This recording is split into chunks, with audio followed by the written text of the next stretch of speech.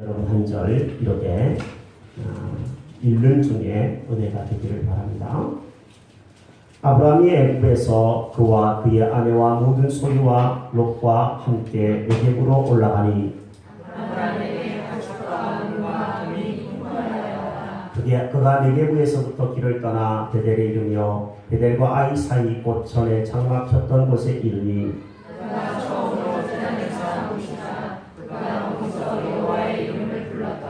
아브라함의 일엔 롯도 양과 소와 장막이 있으므로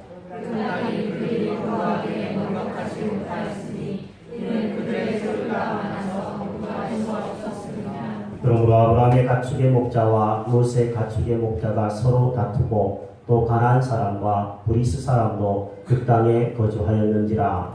아브라함이 롯에게 이르되 우리는 한 친족이라 나나 너나 내 목자나 내 목자나 서로 다르지 않으리라. 내 앞에 온 땅이 있지 아니하냐. 나를 떠나가라. 내가 좌하면 나는 우하고 내가 우하면 나는 좌하리라.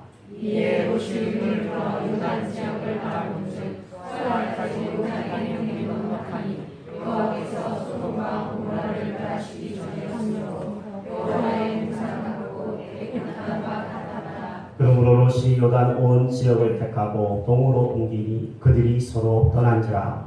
아브라함은 가나안 땅에 거주하였고 롯은 그 지역의 도시들에 머무르며 그 상황을 옮겨 소돔까지 이르렀다. 소돔 사람은 여호와 앞에 악하며 큰 죄인이었더라. 롯이 아브라함을 떠나되 여호와께서 아브라함에게 이르시되 너는 눈을 들어 너 있는 곳에서 북쪽과 남쪽 그리고 동쪽과 서쪽을 바라보라. 보이는 땅을 내가 너와 내 자손에게 주리니 영원히 이르리라. 내가 내 자손의 땅에 티끌 같게 하리니 사람이 땅의 티끌을 능히 쓸 수 없을진데 내 자손을 너는 일어나 그 땅을 종과 행으로 두루 다녀보라. 내가 그것을 내게 주리라. 이에 아브라함이 장막을 옮겨 헤브론에 있는 마물의 성수리 수풀에 이르러 거주하며 거기서 여호와를 위하여 제단을 쌓더라. 아멘. 저는 대학원생 때 결혼을 했습니다. 아내도 대학을 갓 졸업한 어린 나이였습니다. 저희들은 5년 동안 연애를 했기 때문에 서로 많이 알고 있다고 생각했습니다. 그러나 막상 결혼을 하고 나서 1년 동안은 갈등이 무척 심했습니다. 아주 사소한 것을 가지고 갈등하며 부부싸움을 하기가 일쑤였습니다. 2013년 취업 포털 커리어에서 기혼 직장인 278명을 대상으로 설문조사를 했습니다. 부부싸움을 하는 원인이 무엇이냐 물었습니다. 가장 많이는 경제적인 문제 때문에 부부싸움을 한다 대답했고, 그 다음에는 가사일을 배분하는 문제 때문에 부부싸움을 한다 말을 했고, 세 번째는 술 문제 때문에 부부싸움을 한다. 네 번째는 시댁이나 친정 문제 때문에 부부싸움을 한다 대답했습니다. 이 외에도 사소한 일들 때문에 부부들은 서로 싸움을 하기 일쑤입니다. 예를 들면 빨래를 하기 힘들게 양말을 뒤집어 놓는 남편 때문에 부부싸움을 하는 가정이 있습니다. 고가의 물건을 남편과 상의 없이 카드로 긁고 오는 부인 때문에 남편은 화를 내면서 부부싸움을 할 수도 있습니다. 심지어 치약을 가운데 부분부터 짰다고 왜 밑에 부분부터 짜지 않느냐고 이 치약 짜는 문제 때문에 부부싸움을 한 가정도 있습니다. 화장품 뚜껑을 열어놓는 남편, 그 뚜껑을 닫아야 되는 부인, 이런 사소한 문제 때문에 부부간에는 갈등이 있고 다툼이 있기도 합니다. 부부 사이 갈등은 이렇게 칼로 물베기라고 말할 수 있지만 우리의 삶에서 모든 영역에서 갈등은 피할 수가 없어 보입니다. 며느리와 시어머니의 갈등이 있습니다. 친구 간의 갈등이 있습니다. 부모와 형제 간의 갈등이 있습니다. 심지어 그러지 말아야 되는데 교회 안에서조차도 갈등이 존재하는 것은 어쩔 수가 없는 것 같습니다. 그래서 유명한 시인 괴테는 이런 말을 남겼습니다. 태초에 갈등이 있었다. 참 웃기는 얘기지만 너무나 진리라서 창세기 1장 1절만큼 소중히 여기게 되는 하나의 명언이 아닐 수 없습니다. 문제는 이 갈등이 올 때 그것을 어떻게 극복해 내느냐가 관건인 줄로 압니다. 본문에 보면 믿음의 사람 아브라함도 갈등과 다툼을 경험한 것을 봅니다. 아브라함은 조카 롯과의 사이에서 갈등이 일어났습니다. 5절부터 보면 아브라함의 일행 롯도 양과 소와 장막이 있으므로 그 땅이 그들이 동거하기에 넉넉하지 못하였으니 이는 그들의 소유가 많아서 동거할 수 없었음이니라. 그러므로 아브라함의 가축의 목자와 롯의 가축의 목자가 서로 다투고 아브라함과 조카 롯 사이에는 갈등이 일어나고 그 밑에서 일하는 목자들은 서로 다투는 지경까지 이르게 되었습니다. 1차적인 원인은 재산 문제 때문이었습니다. 오늘 우리가 살고 있는 이 시대에는 부모님의 유산 문제로 갈등하는 자녀들을 많이 봅니다. 직장에서 혹은 사업터에서 일을 했는데 돈을 받지 못해서 갈등하고 재판까지 가는 사례들을 봅니다. 가난할 때는 먹고 살기가 바빠서 갈등이 오히려 적었습니다. 그러나 재산이 늘어나면서 사람 사이의 갈등과 다툼은 점점 심해지고 있고 그 갈등과 다툼이 심해지다가 보니 연일 매스컴에서는 살인사건이 연거푸 일어나고 있는 것을 봅니다. 아브라함은 롯과의 갈등을 해결하는 일들에 주목했습니다. 문제는 우리가 갈등을 해결할 수 있느냐 없느냐의 관점의 문제라고 저는 생각합니다. 마음의 문제라는 것이죠. 아브라함은 그의 마음속에 이 갈등을 해결해야 되겠다라고 하는 마음이 있었습니다. 성경에는 등장하지 않지만 그 마음이 없다면 절대로 갈등은 극복되지 못하고 점점 심해지며 다툼과 분열로 이어질 수밖에 없을 것입니다. 성경은 아브라함과 롯이 이 갈등이 가나안 사람과 브리스 사람의 목전에서 일어났다. 7절은 이렇게 기록을 해주고 있습니다. 우리말로 한다면 이런 말입니다.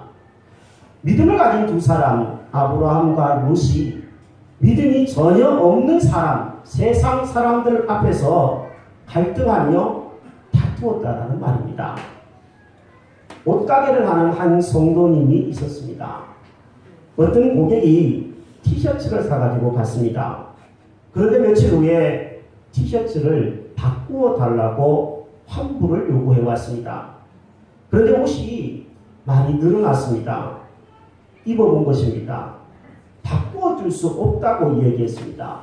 그러다가 서로 말싸움을 하게 되고 몸을 서로 미치다가 보니까 작은 상처가 생겼습니다. 나중에 알고 보니까 옷가게를 하는 성도와 이웃교회 교인이었습니다. 집사님이었습니다.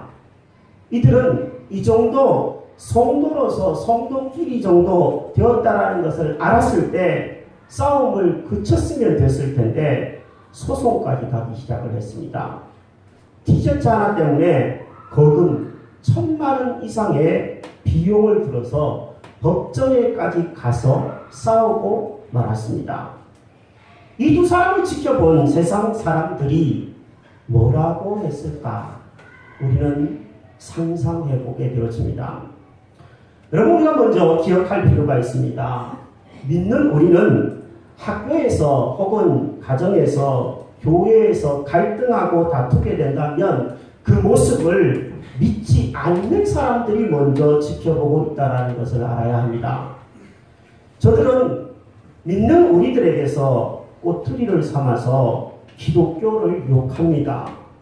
믿는 우리 안에 있는 이 갈등을 그래서 우리가 해결하지 않으면 해결해야 되겠다라고 하는 마음이 있지 않으면 점점 더 교회는 세상의 지탄을 받을 수밖에 없을 것입니다. 아브라함은 그것을 내다본 것으로 보입니다. 그래서 이 갈등을 그냥 둬서는 안 되겠다. 다툼으로까지 이어지기 전에 뭔가 해결을 봐야 되겠다 생각했습니다. 그리고 아브라함이 했던 것이 있습니다. 롯을 먼저 찾아갔습니다. 8절 말씀에 보니까 롯을 찾아가서 아브라함이 이렇게 이야기한 것으로 보입니다. 롯, 조카, 우리는 친척이잖아. 가족끼리 싸우지 말자. 가족끼리 왜 이래? 나나 너나 내 목자나 너의 목자가 서로 다투는 이런 일은 있어서는 안 될 것 같아. 이렇게 얘기를 했습니다. 여러분, 만약에 가정에서 부부싸움을 했습니다. 부부싸움을 안 하는 가정은 저는 좀 비정상이라고 생각하는데, 부부싸움은 해야 정상입니다. 하고 나서 어떻게 풀냐가 문제인데, 남편이 먼저 미안해 그러니까 부인이 먼저 미안해 그렇게 얘기합니까? 부부간에 앉아있는 분들 한번 물어보십시오. 서로 얼굴을 쳐다보십시오. 쳐다보라니까요. 한번 쳐다보십시오. 누가 먼저 하나요? 박창래 집사님하고 황병화 성도님, 누가 먼저 미안해 말 걸고 왜 이래 가족끼리 이러지 말자 분위기 어색해 애들이 눈치 보잖아. 누가 먼저 해요? 박창래 집사님 먼저 하나요? 황병화 성도님 먼저 하나요? 황병화 성도님이 오늘부터 믿음이 더 좋은 걸로 인정합니다.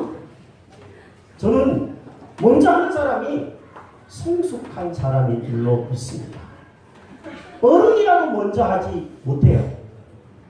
아브라함이 손이 사람입니다. 손이 사람이고 권리는 이 땅에 대한 권리나 재산에 대한 권리는 조카인 롯보다 아브라함에게 먼저 있습니다. 그럼에도 불구하고 저놈이 나에게 와서 사과해야지 내가 왜 가서 먼저 해 이렇게 생각하지 않았습니다.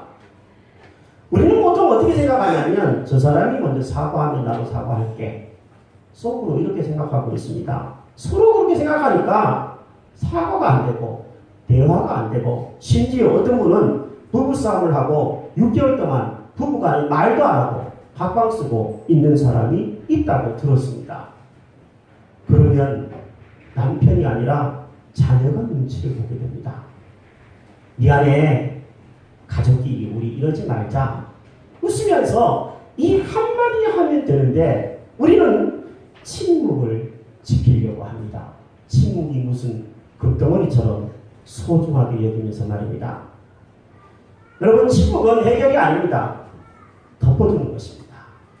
대화로 풀어야지 갈등이 극복될 수가 있습니다. 그것도 먼저 나서서 대화를 시도하는 아브라함과 같은 먼저 시도하는 모습이 있을 때 그 사람은 정말 성숙한 사람이요 예수님을 닮은 사람의 모습인 줄로 믿습니다. 아브라함은 먼저 다가갔습니다. 그리고 대화했습니다. 무엇보다도 9절 말씀해 보니까 아브라함은 양보를 했습니다. 조카, 우리가 이렇게 목자들끼리 싸우도록 내버려두지 말고 여기 땅이 이렇게 넓으니까 조카가 먼저 선택하게.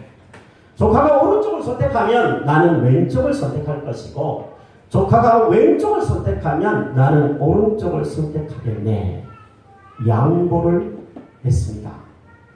오늘 아침 아내 보고 차를 가지고 오라고 그러면서 저는 아침에 버스를 타고 교회에 왔습니다. 버스에 딱 앉았는데 화면에 이렇게 뜨더군요. 양보, 배려. 눈에 확 들어왔습니다. 양보와 배려가 버스에서부터 시작되고 지하철을 타는 데도 시작이 되고 운전을 할 때도 시작이 되는데 우리는 우리나라가 아직 선진국이 멀었다. 왜 이렇게 사람들이 각박하냐, 빵빵대냐, 왜 이렇게 쌩쌩 달리냐 이렇게 얘기하지만 양보는 먼저 우리에게서부터 시작될 때 우리나라가 선진국에 대해 더욱더 서게 될 줄로 믿습니다. 할머니가 버스를 타면 가방을 치고 던져서 냅다 내 자리라고 앉는 것부터 하지 말고 자네가 먼저 앉게. 그러면 그 머리 검은 학생이 머리 하얀 할머니에게 제가 앉을게요 이렇게 하겠습니까? 먼저 양보하는 사람이 어른이고 먼저 배려하는 사람이 성숙한 사람인 줄로 믿습니다. 제가 지금까지 경험하면서 여기 좌하면 우하고 우하면 좌하리라 이 말씀을 읽을 때마다 늘 생각나는 옛 이야기가 있습니다. 청년 시절 때입니다. 함께 신앙생활을 했던 선배님들이 아침에 일어나서 오늘 이 성경 본문을 가지고 묵상의 시간을 가진 다음에 배가 아파서 서로 화장실로 달려갔습니다. 화장실을 쫓아갔는데 너무 배가 아파서 화장실에 있는데 말씀이 생각이 났습니다. 형님이 좌하면 저는 우할 것이고 형님이 우하면 저는 좌하겠습니다. 서로 이렇게 이야기를 하면서 화장실 문을 한쪽을 냅다 열었습니다. 주인 아주머니의 딸이 그 안에서 볼일을 보고 있었습니다. 다시는 그 주인집 딸을 쳐다보지 못했다. 그런 이야기를 선배를 통하여 들은 적이 있습니다. 우스갯소리입니다. 양보를 먼저 아브라함이 제안을 했는데 이 롯은 적어도 삼촌이 먼저 하시죠. 먼저 선택하시죠. 이렇게 했으면 괜찮았을 텐데 롯은 나중에 살펴보겠지만 아무런 양보하는 것이 없이 그냥 자기 눈에 좋은 것들을 택하고 맙니다. 아브라함이 그럼에도 불구하고 대화를 시도하고 양보하면서 나아가는 것은 참 믿음의 좋은 본보기가 된다고 생각합니다. 우리는 양보하면 지는 거라고 생각합니다. 한국 사람들 조금 그런 게 있어요. 감히 내 앞으로 차를 운전해? 감히 내 앞에 끼어들어? 이렇게 하다가 빵빵 하면서 클락션 막 울리고 깜빡이 깜빡거리다가 나중에 대판 싸우게 되는 감정상에서 싸우는 것이 우리나라 사람의 모습이 아닌가 싶습니다. 미국 갔다 온 사람이 저보고 그러더라고요. 목사님, 절대로 빵빵 그러지 마십시오. 절대로 깜빡이 아래 위로 폈다 폈다 그러지 마십시오. 미국 가서 그러면 총 맞습니다. 총 맞지 않으려면 절대로 그러지 마십시오. 이렇게 얘기하더라고요. 그 다음부터는 총 맞기 싫어서 제가 안 하려고 노력을 하고 있습니다. 아브라함이 이렇게 다가가서 대화를 하며 다가가서 먼저 양보를 할 때 잘잘못을 따지지 않았다라는 것이 중요합니다. 우리는 자꾸 누군가 대화를 하다가 보면 네가 잘했니? 내가 잘했니? 한번 따져보자. 누구한테 물어볼까? 삼자대면 할까? 자꾸 이러는 것이 더 큰 싸움으로 번지는 것이라는 것을 알아야 합니다. 잘잘못을 따지지 않는 것에서부터 갈등의 해결은 시작이 되어지는 줄로 압니다. 여러분, 예수님이 우리에게 어떻게 하셨습니까? 예수님은 죄인된 우리에게 먼저 찾아오셨습니다. 내버려 두시지 않고 먼저 찾아오셔서 먼저 말씀을 하셨습니다. 그리고 먼저 양보를 하셨습니다. 자존심을 꺾고 뺨따구를 맞으셨습니다. 수치심을 각오하고 채찍에 맞고 십자가에 못 박혀 죽으셨습니다. 아브라함은 어떻게 이렇게 관대함을 유지할 수 있었을까요? 예수님은 예수님이라서 그렇다고 얘기할 수 있는데 아브라함은 어떻게 된 사람이길래 이렇게 갈등을 잘 극복할 수 있었겠냐라는 말입니다. 저는 그 이유가 애굽에서의 실패를 통한 하나님의 은혜를 경험했기 때문이라고 생각해요. 롯에게 양보할 수 있었던 것은 아브라함이 그만큼 이제 믿음이 조금 생겼다라는 뜻입니다. 애굽에서 아브라함은 실수하고 넘어졌습니다. 하나님 앞에서 그가 아내를 여동생이라고 속이고 그로 인해서 하나님 앞에 야단을 맞아야 되는데도 불구하고 오히려 하나님께 복을 받았습니다. 많은 재산까지 얻게 되었습니다. 아브라함은 이 고향 땅으로 이끌어지는 가나안 땅으로 다시 되돌아와서 제단을 쌓고 하나님의 이름을 불렀는데 하나님의 이름을 불렀다는 얘기가 본문에 2번이나 등장합니다. 아브라함이 이제 하나님이 은혜를 주셔서 내가 사는 거구나. 하나님이 복을 주셔서 내가 이렇게 되었구나. 나는 실수하고 넘어졌는데 하나님이 은혜를 베푸셔서 내가 있구나. 깨닫게 되었기 때문에 이렇게 한 줄로 압니다. 양보하는 사람, 손해볼 줄 아는 사람, 지는 게 이기는 거다. 이렇게 생각하는 사람은 바로 은혜가 있는 사람이 가능한 일인 줄로 믿습니다. 최용덕 집사님이라는 복음성가를 많이 기록한 작사, 작곡한 집사님이 계십니다. 이번에 찬송 중에 오늘 나는 이라고 하는 찬송이 있습니다. 내가 먼저 손 내밀지 못하고 내가 먼저 용서하지 못하고 내가 먼저 웃음 주지 못하고 이렇게 머뭇거리고 있네. 이런 찬송의 가사입니다. 이 찬송의 가사에 대해서 이 작사 작곡을 할 때 최용덕 집사님은 사연이 하나 있습니다. 이 최 집사님은 친구 집사님과 복음성가에 대해서 교회에서 이야기를 하고 있었다고 합니다. 친구 집사님은 복음성가보다는 찬송가가 더 은혜로워. 복음성가는 찬송가에 비교하면 찬송이라고 말하기 힘들어. 이렇게 이야기를 했다고 합니다. 최용덕 집사님이 어떤 사람입니까? 복음성가를 많이 작사 작곡하는 사람인데 그 앞에서 그렇게 이야기했으니 최용덕 집사님은 너무 화가 났다고 합니다.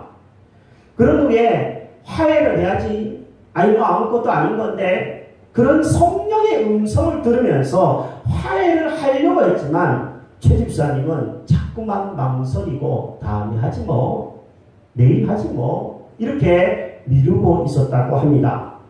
그러던 어느 날 친구였던 그 집사님이 먼저 최용덕 집사님에게 찾아와서 미안하다고 그렇게 말해서 혹시 속상했냐면 미안하다고 이야기를 해왔습니다. 참 안타깝게도 이렇게 갈등이 해결된 며칠 후에 먼저 용서를 구한 그 친구 집사님이 교통사고로 세상을 떠나고 말았습니다. 장례식장에 갔습니다. 이 친구는 최용덕 집사님이 전도한 친구였다고 합니다. 이 친구 집사님의 아내가 자기 남편의 일기장 한 페이지를 보여주었습니다. 그 일기장에는 이렇게 쓰여져 있었다고 합니다. 내가 세상에서 가장 존경하는 분은 예수님.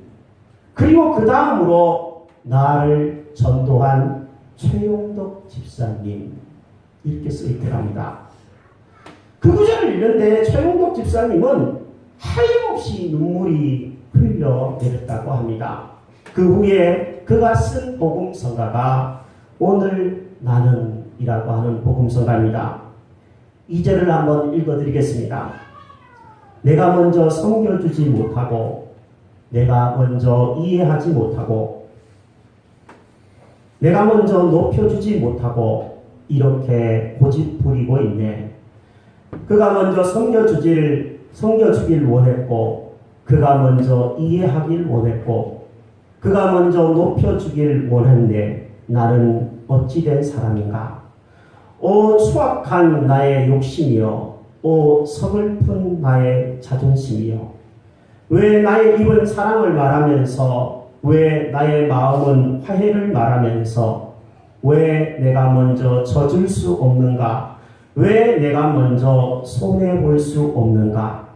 오늘 나는 주님 앞에서 몸둘 바 모르고 이렇게 흐느끼고 서 있네. 어찌할 수 없는 이 맘을 주님께 맡긴 채로. 주님께서 이 시간 저와 여러분들의 마음에 저는 은혜를 주시기만을 간절히 바라고 이 자리에 섰습니다.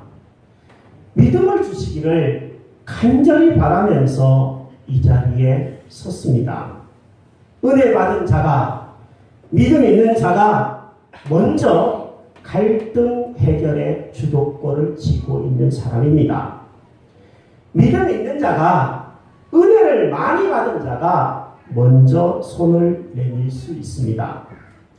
믿음 있는 자가, 은혜 받은 자가 먼저 양보할 수 있습니다.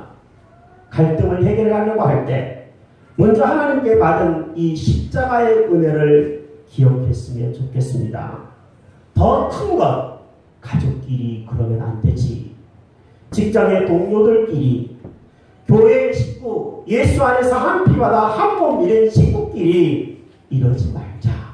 이런 큰 마음을 가지는 사람들, 저와 여러분들 되기를 바랍니다. 하나님께 받은 은혜 때문에 내가 조금 손해볼 수 있는 마음을 가지는 것에서부터 갈등의 해결은 시작되는 줄로 믿습니다. 아까 제가 말씀드렸듯이 아브라함은 이런 양보를 하고 먼저 대화를 시도했는데 롯은 전혀 그렇지 않았습니다. 롯에겐 양보란 일절 없습니다. 손해는 결코 보지 않으려고 했습니다. 롯은 눈을 들어 그래서 요단 지역을 바라보았습니다. 여호와의 동산 같았습니다. 애국 땅과 같았습니다. 기름진 땅이었습니다. 눈에 보이는 것만 따라갔던 사람이 롯이었습니다.